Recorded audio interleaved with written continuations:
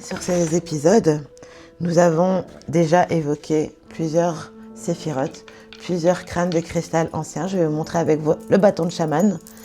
Ici, nous avons commencé à Malkuth avec Popol et nous sommes remontés avec Iti. Nous avons découvert Rainbow, Einstein et Mayan. Et aujourd'hui, nous allons découvrir Max, qui se résume à le royaume de Malkuth, où nous sommes en bas, sur l'arbre de vie, l'ancrage sur terre. Et nous remontons Od, Netzach, Yesod, et nous avons découvert Tiperet, et là nous allons découvrir ensemble Geburah. Geburah, représenté par le crâne de cristal Max, est présenté par ce joli crâne de cristal en jade, Jatar, pour nous accompagner. Shamina, Shami, tellement d'amour, merci. Vous présentez le 5e séphirote de l'arbre de vie, Geburah. Comme nous l'avons expliqué dans les épisodes précédents, nous avons tous cet arbre de vie qui est en nous. C'est une conscience kabbalistique. L'arbre de vie représente ici les 3 premiers, pour résumer ceux qui ne nous ont pas vus. Les pensées qui redescendent au plus dans la matière, l'arbre de vie que nous portons en nous, des pieds à la tête. Et nous sommes ici dans l'épaule. Geburah représente l'épaule gauche, la force.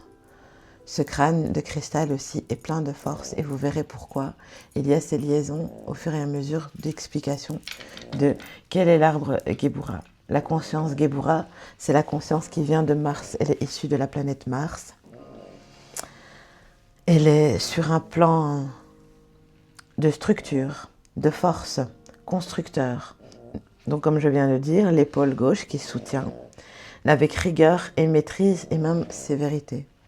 Représenté par ce crâne de cristal Max, qui est un crâne, comme je vous l'ai dit, il date encore vers les 1900, 1924-1926, en cristal de roche, et il pèse 8,17 kg. C'est un gros crâne d'amour, et qui est estimé donc à plusieurs millions d'années. Il a été découvert dans le Guatemala par un chaman qui s'appelait chaman lama, un lama chaman Norbuchen. Et ce Norbuchen est parti s'installer aux États-Unis avec son crâne, où il a commencé à faire des soins de guérison avec le crâne Max, qui a bien fonctionné parce qu'il a guéri. En tout cas, il a permis à une petite fille de tenir bon face au cancer. Et avant de mourir, ce lama a donné ce crâne à la maman de cette petite fille qui s'appelle Diane Parks. Diane et son mari Johan et enfin c'est un couple. Enfin voilà, il a donné le grand lama a confié ce crâne à cette famille qui s'occupe. La maman s'occupe encore de lui. La maman s'appelle Johan et le papa Karl Parks.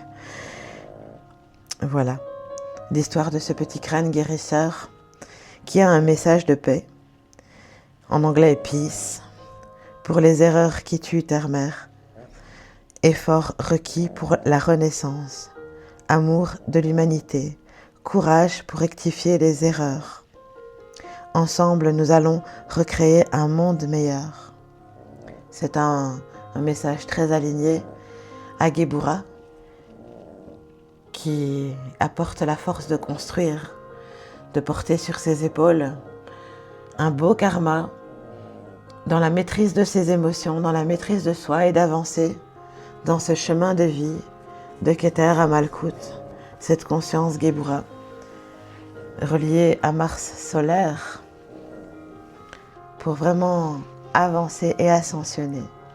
Ce petit épisode sur le crâne de cristal Max.